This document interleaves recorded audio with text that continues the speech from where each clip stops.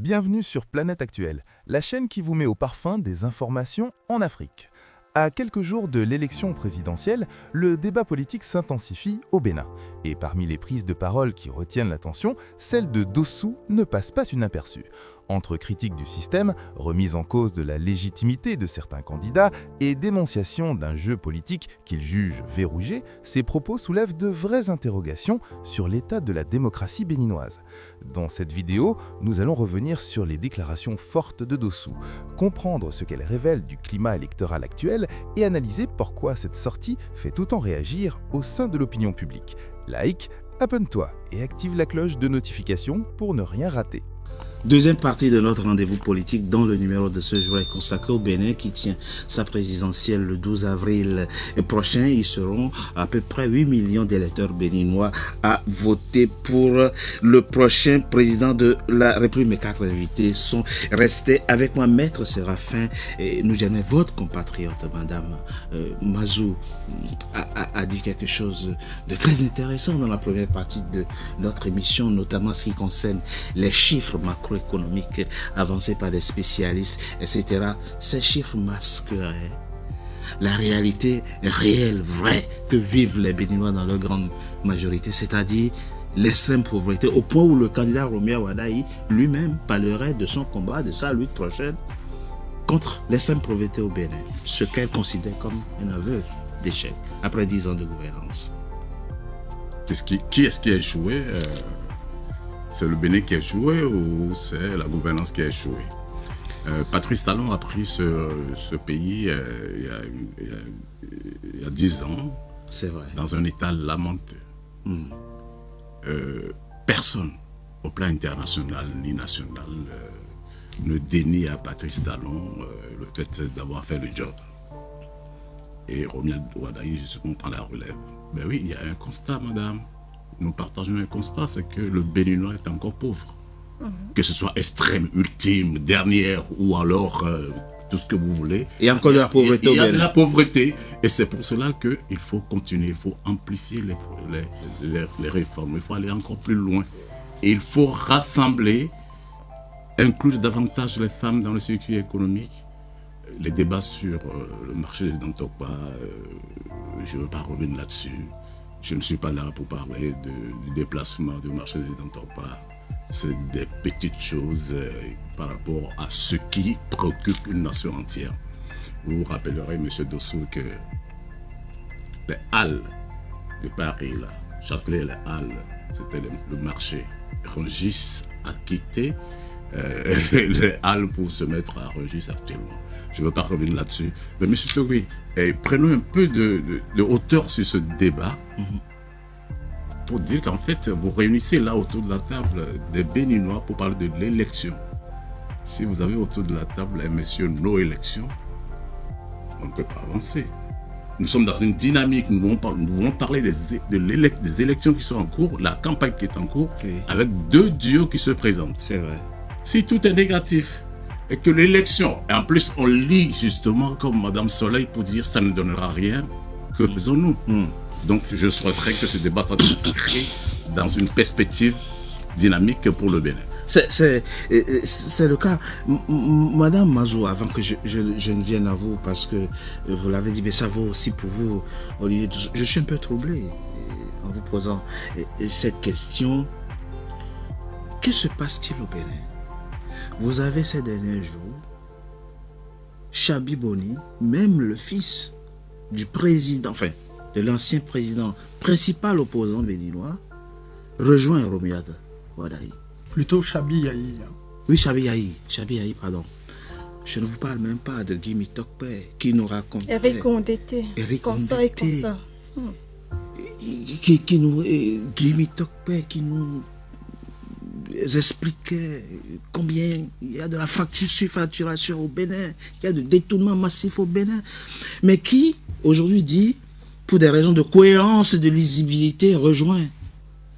Ça veut dire quoi? Qu'il y a une dynamique en face qui attire, non? Je vais vous expliquer. Expliquez-nous. Qu'est-ce qui se passe? Effectivement, en face, on a comme une spirale, effectivement, qui engloutit les résistants, les opposants, les uns après les autres. Mais pour comprendre ce qui se trame actuellement au Bénin, il faut aller en arrière.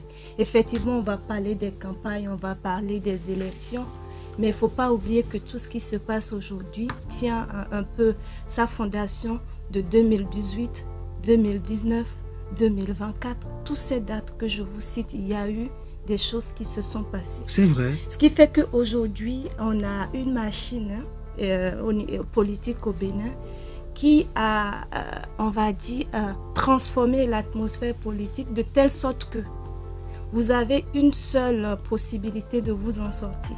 Soit vous vous écartez si vous êtes honnête, ou soit vous pactez avec... Bon, si je dis faire le pacte avec le diable, c'est une manière de parler. Je ne veux pas dire qu'il y a un diable au Bénin, mais c'est pour dire que soit vous faites allégeance à la machine, ou soit vous êtes écarté. C'est comme ça que vous lisez ça. Mais ce n'est pas moi qui le lis, en fait. Il faut aller, et quand je vous parle de questionner ce qui se passe, c'est faites vos recherches. Allez sur les réseaux sociaux, allez sur Google, allez au Bénin sur le terrain, discutez avec les Béninois, vous saurez tout ce qui se passe. Voilà, aujourd'hui, on est en campagne, on va aller aux élections. On a effectivement deux duos. On a un duo plébiscité par la mouvance et tous les ténors de la politique au Bénin. On se demande pourquoi. Et après, vous allez voir, c'est un schéma lamentable. On a l'homme politique béninois le plus controversé, le plus... C'est dommage Vous parlez de qui? Oui, je parle de mon propre candidat parce qu'on aurait pu avoir mieux. Mais tout a été tracé pour que nous, les Béninois, on n'ait pas le choix. Soit aller dans la continuité de ce qu'on réprime, ou soit aller de l'autre côté. C'est très intéressant ce que vous dites, Madame Mazo. Vous aurez souhaité notre candidat on à la place de Paul Rompé. Bien sûr, mais... porté par le parti FCBE. Peut-être pas un autre parti, mais on a fait en sorte qu'au Bénin aujourd'hui, aucun parti ne perdure, que les partis que le Dieu du Bénin a décidé. Oui, vous réagissez rapidement et je donne la parole à... Je pense qu'il n'y a pas meilleur aveu et il n'y a pas meilleure confirmation. Il y a de la lucidité, de l'honnêteté dans le discours de... Quand j'ai soulevé ce problème, d'abord il faut faire remarquer un point. Premier point, c'est que M. Ouadani, qu'on nous vend étant comme un technocrate, aujourd'hui, son bilan moral, économique et social, je l'ai dit, se passe de commentaires, il est désastreux. Pas que sur le volet finance. Mais vous ne donnez pas des exemples non plus. Je vous donne un exemple simple. Oui. Aujourd'hui, pourriez-vous me dire, M. Poussou, le salaire du ministre Ouadani? Non. Vous le connaissez, ce salaire? Non, monsieur Dossou. Le salaire. On ne peut pas mener un débat autour de ça. Non, excusez-moi. Mais si, on va pas c'est sûr au niveau de la transparence dans la gestion des finances publiques. Il y a un ministre qui était le ministre que vous connaissez, le ministre des Affaires étrangères, il percevait 16 millions, puisqu'il est de votre bord, il percevait 16 millions. Donc nous sommes dans une situation... Vous parlez de qui? Vous parlez de quel ministre? Je parle du ministre... Agbenossi. Agbenossi. Mais si jamais son salaire... Vous savez pourquoi? Vous savez pourquoi? Pourquoi? Si vous êtes à un poste international, vous occupez une haute fonction sur le plan international et on vous sollicite pour venir servir votre pays, on va vous payer moins que ce que vous perceviez. Excusez-moi. On est d'accord. Dans ce pays, en France, vous diriez qu'il n'y a pas de fonctionnaires internationaux qui viennent servir l'État français? Oui. Vous me direz qu'ils touchent leur salaire, soit à la Banque mondiale ou au niveau de la Banque centrale européenne. Mais ça s'appelle le sacerdoce. Le sacerdoce. Mais on laisse de côté ce débat. Oui, la question morale laisse de côté la question morale. Elle est fondamentale. Moi, je pense, aujourd'hui, s'il vous plaît, le gain doit être en proportion de l'effort. Et si vous avez, en fonction de votre profil, moi je comprends qu'un salaire politique, que pour un poste politique... Ça c'est votre approche. Oui. Mais souffrez que nous aujourd'hui, les salaires politiques des membres du gouvernement sont fixés par la loi et ils existent. Sauf que le chef de l'État béninois n'a jamais révélé les salaires suite à l'injonction de la Cour constitutionnelle. Dernière chose, vous me permettrez, je voulais juste dire que M. Ouadani n'appartient à aucun parti politique des deux que le chef de l'État a créé, que ce soit le Bloc républicain ou l'Union progressiste, le Renouveau. C'est vrai. C'est un parachuté au mépris des textes internes des formations de la démocratie. Que disait-elle? Mais les deux textes, lorsqu'on a fait la réforme du système partisan, ça visait quoi?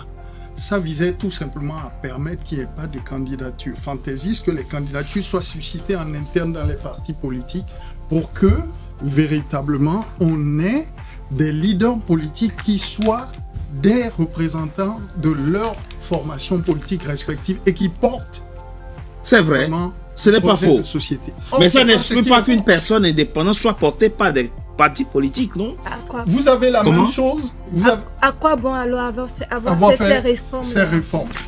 Alors, je voulais juste terminer sur un élément. Vous avez l'actuel président du Parlement. Pour vous montrer la crise. Joseph Djogbenou. Joseph Djogbenou, en 2022, il a été parachuté président de l'Union progressiste, le Renouveau. Vous le confirmez, n'est-ce pas? Oui, allez-y. Sans avoir jamais adhéré à l'Union progressiste, le Renouveau. Il était à la tête de la Cour constitutionnelle. Alors, on va avancer dans cette émission. Et parler de Romuald Ouaddaï, de sa candidature, de la candidature de Paul Rouquet, de leur offre politique et des défis que le prochain président devra relever. Sa candidature au plan politique et au plan moral est d'abord une fraude morale, une fraude politique, et ensuite assis sur une absence de légitimité. Monsieur Romuald Ouaddaï n'a aucune légitimité parce que, justement, vous avez les deux théories, la légitimité... Il n'est pas béninois? Non, la légitimité par les résultats. Quels résultats? Son résultat, son bilan est catastrophique. Non, monsieur Dessous, je ne vais pas vous laisser. La loi électorale au Bénin. Il y a eu 100 000 destructions d'emplois au Bénin sous Ouaddaï. Il est ministre de l'économie ou il n'est pas ministre de l'économie? Il n'est pas que ministre des Finances. Mais c'est les Béninois qui en décident dans les urnes. Vous pensez qu'il a la légitimité ou pas? Vous pensez que depuis 2019, nous avons une démocratie au Bénin? Ah, ça par contre, c'est une autre question. Ça, c'est une autre question à laquelle... Vous avez vu les morts qu'il y a eu lors des législatives ou pas? L'exclusion de l'opposition en 2019. Vous l'avez compris. Il n'y a pas de démocratie. On ne l'a pas compris. Moi, je n'ai rien compris à ce que M. Mais les Béninois ont compris. Il dit une chose et son contraire, alors... Je vais me résumer. Ce que je dis, c'est que tout simplement, nous sommes dans un grand jeu, qui est faussé à la source et dont le véritable marionnettiste est Patrice Talon.